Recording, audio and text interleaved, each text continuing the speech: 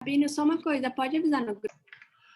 Nós tínhamos estudado, na parte anterior do capítulo, sobre a fala, na verdade, que a fala se divide em vários tipos na pronúncia e as letras, e que quando o ser humano fala é diferente que quando Hashem fala, inclusive, um parênteses, isso está relacionado com o estudo de Tânia de hoje, do dia de hoje. Se alguém quiser, capítulo 21 de Tânia, pode se aprofundar um pouco mais, muito interessante.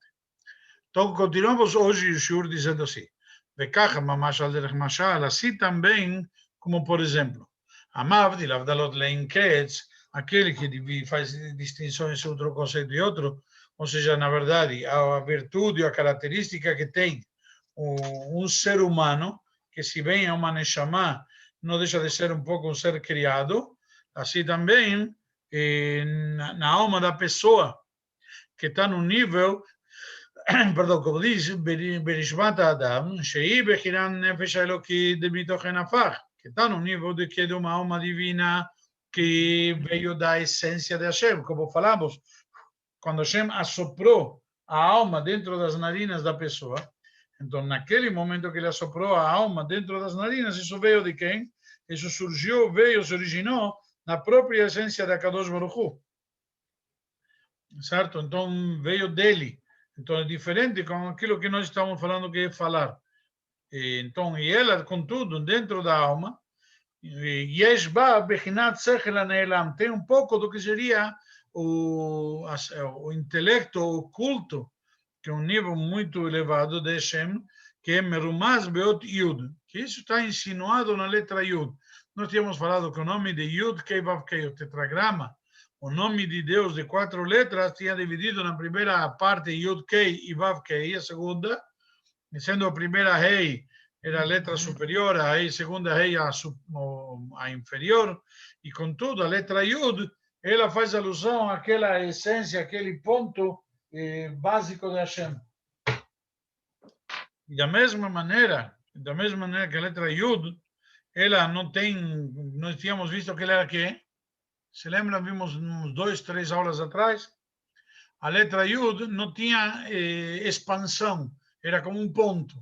Era com aquele eureka que tínhamos falado, que se referia à própria ideia que surge. E qual o conceito? Que esse ponto, ele é um ponto, mas ele tem o potencial de se expandir, de se revelar. Então, e aí podemos entender, podemos racionalizar, e conversar e analisar sobre a própria sabedoria divina, sobre a verdade divina, a grandeza divina, certo? Que é ilimitado. Então, na prática, e aí, e cada e um de nós vai poder captar e entender isto daqui conforme sua capacidade, conforme seu intelecto, sua aptidão. Já nós temos, por que estou usando sinônimos? Capacidade, intelecto, aptidão. Se nós vemos aqui, ele fala de Rochav Sichlon, de acordo com a extensão do seu intelecto, o binató e seu entendimento. Por quê? Porque, primeiro que nada, você tem que ter capacidade de matéria-prima, capacidade vamos dizer, tem que ter um HD grande. E fora o HD, tem que ter conceitos básicos, tem que ter condições, tem que ter o preparo. Não adianta vir falar sobre engenharia, sei lá, magneto-hidrodinâmica, um nome bonito, e eu não entendo nada de nada do que estou falando. Ou seja, na prática, isso daqui é um conceito muito mais profundo, no caso, para a pessoa poder ter essa capacidade. Ok? Então, continuamos aqui. O que fia Shermamik Besichlo, o Marchiv Dato Binato, Leidbonen Bigdulato Idvarech. E aí, cada um, conforme ele, e aí, uma vez que ele tem essa capacidade, ele tem essas condições, surge aqui mais um conceito. O que ele, entre aspas, faz, o que ele pode aproveitar as capacidades que ele tem. Ou seja, ele tem capacidades de mas ele está aproveitando essas capacidades, está se desenvolvendo, ele está se aprofundando ou não? Esse é o conceito que vem aqui. Então, aqui depende quanto que ele se aprofunda. O marhib da Tobinato. Quanto que ele se aprofunda e depois, quando se aprofundou, quanto que ele se expande lá. Quanto que ele vai analisar e se dedicar a isto. Azai merumezet binato beot hei. E aí vem o intelecto, a forma, o potencial de capacidade de entendimento, de que isso é já a letra Rei que se expandiu. Sheyesh la roja, ela tem expansão. A letra Yud era ponto, a letra Rei tem espaço. Então ela ocupa muito mais espaço. Então, ela tem largura, como se diz. Vegam orech e também comprimento. Então a letra E ela se expandiu muito, proporcionalmente. E o que isso reflete? Amore ala amshachá milemala lemata. Isso que vem de cima para baixo. Isso que vem de cima para baixo se refere leholid mibinato veitbonenuto. Isso para gerar do seu entendimento, da sua concentração e análise, certo? Quando ele vai se aprofundar nisso e pensar e racionalizar,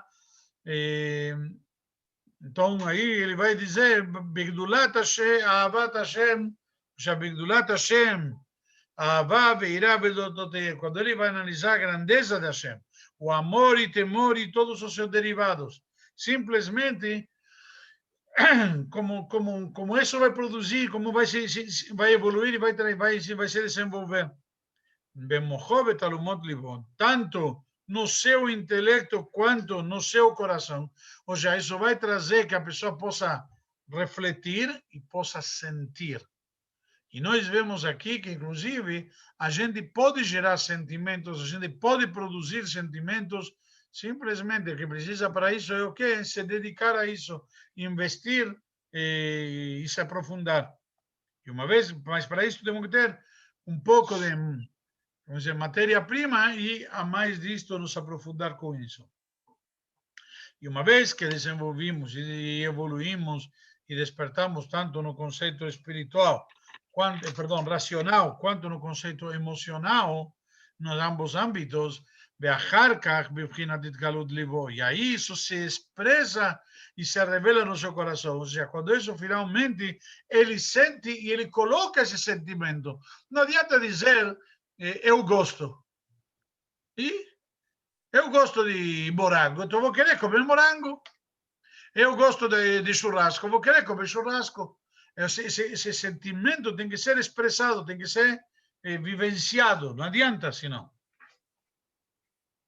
Então, da mesma maneira, esse assunto, quando vem do intelecto, certo? Do racional, eu analisei, me aprofundei, entendi e tudo mais, isso aí vai gerar, vai de alguma maneira desenvolver, que isso se referia àquela expansão, como falamos antes, vai se revelar e vai simplesmente gerar e vai trazer de cima para baixo, ou seja, vai concretizar. É algo espiritual, algo que está em cima de forma racional, que era o ponto, o Yud, e aí vai se expandindo até que traz, aqui embaixo, a coisa vem na prática. O Mizé, como diz, o Mizé nimshechá avodah amitit be'esek haTorah v'mitzvot. E isso vai produzir um trabalho real, verdadeiro, na ocupação de Torá e Mitzvot. Bekol vedibur o maaseh, tanto seja na fala, ou na voz, como diz Bekol, na voz, ou na fala, ou na ação. Isso vai trazer na prática, simplesmente poder produzir e atuar com as mitzvot, ou seja, vivenciar isto, que não seja simplesmente uma teoria ou algo abstrato, que não é tangível, não tem palpabilidade. E aí continuamos dizendo, quando isso realmente vem para baixo, já conseguimos trazer para o mundo físico, como dizemos, em ação, Hen, Otiot, Vav, Hei. E aí são as segundas letras Vav e Hei, as letras na prática que nós vemos aqui, que essas letras que na prática se expressa e se revela. Como um pedacinho mais, já te dou, Débora, vi que levantou a mão. Vegam, ההתבוננות להבין ולהשכיל באמיתתו וגדולתו יתברך. e também a concentração de entender e racionalizar tudo isto, na verdade, a grandeza de Hashem, Nimshechá Gam Ken minha Torá. Agora, de onde vem tudo isso? Da Torá. De onde tem essas condições? Da Torá. Por esta razão que a pessoa ele pode estudar a Torá, assuntos que provocam o entendimento divino. Quando a gente estuda a parte filosófica, tem que estudar discussões, tem que estudar halachá, tem que estudar diversos assuntos, mas também tem que estudar o que nós chamamos aqui na prática de o que provoca, sabe? Tem assuntos que despertam, por assim dizer. Ou seja, eu vou dar um exemplo prático. Alguém vai perguntar: será que alguém no mundo não sabe que existe Coca-Cola? Acredito que até os monges no Tibete conhecem Coca-Cola. Certo? Então, para que essa empresa gasta, investe fortunas para poder divulgar o produto deles no jogo de futebol? Todo mundo sabe. Só que na hora que você está assistindo o jogo, você está lá envolvido no jogo, aí de repente você vê a propaganda e te vê aquela vontade, eu vou tomar uma Coca-Cola. Naquela hora ela provocou que você vai lá e pega uma Coca-Cola e bebe uma Coca-Cola, ou uma cerveja determinada. Da mesma maneira. Por quê? Nessa hora, essa é uma hora boa para curtir. E vou pegar aquela cerveja. Da mesma maneira. Então, tem assuntos de Torá também que despertam, elas motivam, elas geram em nós esse sentimento. E por quê? De Oraita, Mekoch Manafkat, porque a Torá ela veio da sabedoria divina, e não somente da sabedoria da Chokhmah, da própria essência da sabedoria da Hashem. E esse é o assunto, que esse é o ponto de aí que vem. Então, como nada da sabedoria divina, e tudo vem de lá, tudo vem da sabedoria da Hashem, então simplesmente a Torá, e Chokhmato será Kadosh Baruch Hu, a Torá é a sabedoria de Hashem. Então, através do estudo da Torá, podemos gerar, produzir e provocar tudo isto. Sim, Débora, pode fazer a pergunta. Rabino, eu estava pensando, tipo, ok, a gente precisa produzir os elementos, tipo, sentimento, desculpa, para poder ter dedicação ao nosso estudo da Torá, mas eu estava pensando no caso de umas pessoas que a Hashem cria com níveis mais baixos, sei lá, tipo, se a gente pega a pessoa do nível mais baixo de todos, que é de Nefesh, de Malhut, de Asiá, por exemplo. Tipo, essa pessoa, ela consegue mudar a vontade de Hashem como Hashem criou ela pelo estudo da Torá ou não? Lógico. Primeiro que nada, a gente não muda a Hashem. A essência, nem Hashem lo shiniti. Hashem não muda, diz o versículo. Então, Hashem não existe Hashem mudar. A gente pode eventualmente... Calma. De alguma maneira, não é que muda Hashem. Mas quando Hashem decreta algo ruim sobre alguém, por exemplo, e vai decretar algo bom, não é que mudou Hashem, é que eu me tornei merecedor. Quando a gente diz que Hashem mudou, por quê? Porque Hashem tinha decretado que aquela situação não era insustentável. Eu mudei a situação, automaticamente passou a ser sustentável. Mas não é que mudei a Hashem. De alguma maneira, eu adaptei a situação para que possa vir de Hashem. Deu para entender?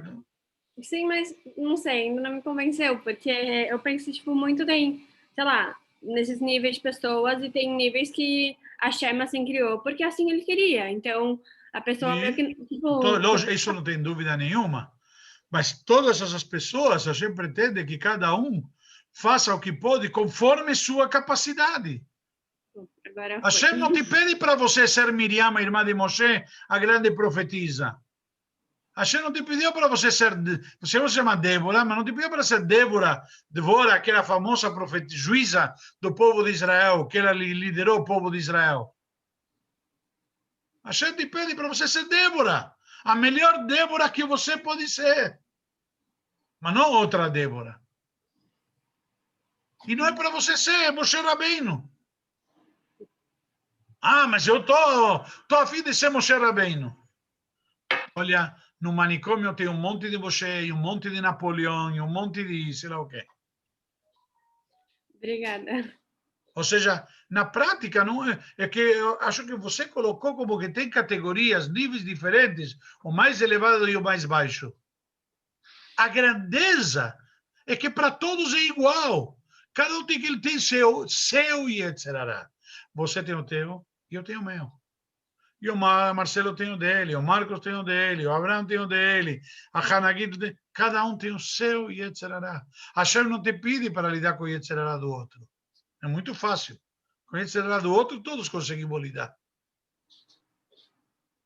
E justamente, o corajoso, não diz o porquê a voto, o valente, quem é? Quem conquista seu e etc. O seu próprio instinto. Entendeu? Sim, sim, obrigada. Agora, isso significa que você é maior ou pior? Não existe maior batalha. A tua batalha é maior do que a minha. A tua é tua, a minha é Não, minha. É que, como a gente diz no ditado em português, a grama do vizinho é mais verde. Sempre, a grama do vizinho é mais verde. Entendeu? Para o vizinho é tudo mais fácil, para o vizinho tudo bem fácil. É fácil isso. é por isso que falam Rabino, que você tem que assumir o problema dos outros também, se você quer ser igual a ele. Não Tipo, entendi, não pega... desculpe. Não, sempre falam que se você quer ser igual a outra pessoa, não pega só a parte boa, pega as partes ruins dela também. É que você nunca vai ser igual ao outro. Eu sei, mas tipo, Depende. já escutei muito isso na Não, vida. quando você inveja. Isso não é inveja que a Torá diz. Sim. Não invejarás. Entendeu? Por quê? Ah, você inveja, puxa, o cara tem um carrão, o cara mudou de apartamento, o cara é isso daquilo, o cara viajou para tal lugar. Você não sabe, Escolha. Obrigada. imagina. Rabino, Sim, só me permite, achei a pergunta dela muito pertinente. Na verdade, eu entendi em outro sentido, não sei, Débora, se eu estou errado, se me corrige, mas eu entendi que ela quis dizer que a pessoa quer se modificar a tal ponto que ela não quis dizer que a Hashem se modifique, que a pessoa cresça mais ainda do que teoricamente a Hashem esperava dela. Eu acho que é isso que ela quis dizer, não modificar a Hashem, a pessoa se modificar e se elevar mais do que o esperado. você Sim, acha que foi isso. Hashem não sabe o que esperar de ninguém? Mas o sentido da pergunta dela é que a pessoa se eleva. Perdão, você falou que Hashem, eu vou melhorar mais do que Hashem espera. Olha a limitação que você deu para Hashem, caramba. Já, eu sou maior do que Hashem. Bom, eu sou argentino, não posso, mas... Não, entendi, tá bom. Entendi. A gente sempre sabe, né? Entendeu? Sempre Não? sabe. A gente sabe, a gente nos deu a capacidade. Só que a gente não aproveita a capacidade do jeito que a gente pode. A gente não se dedica do jeito que a gente tem condições. Entendeu? Você está no shiur, está preocupado, pensando nisso, pensando naquilo, pensando no outro e sei lá o quê. Isso nesse shiur, em outro shiur, em qualquer coisa. Na vida somos assim. Então, isso basicamente é o que a Torá nos ensina. Perfeito, perfeito, obrigado. Ok? Sim. Rabino, Estou ouvindo. queria entender um pouco melhor aqui, porque eu sempre fico meio confuso sobre quando a gente fala de intelecto. Tem a parte do intelecto, que seria, por exemplo, Romá, Biná, que está acima das emoções, porque ainda está acima de Hesed, Gvurá e tudo. Mas a gente tem uma parte do intelecto também que está submetida às emoções, né? Se a gente está bravo, a gente tem uma tendência a pensar alguma coisa. Está feliz, tem uma tendência a pensar outra coisa. Aí eu fico meio confuso como que isso como ficaria tanto com a Sefirot, assim, e como nas vestimentas da alma, o intelecto que a gente fala, né, o pensamento, estaria em qual parte?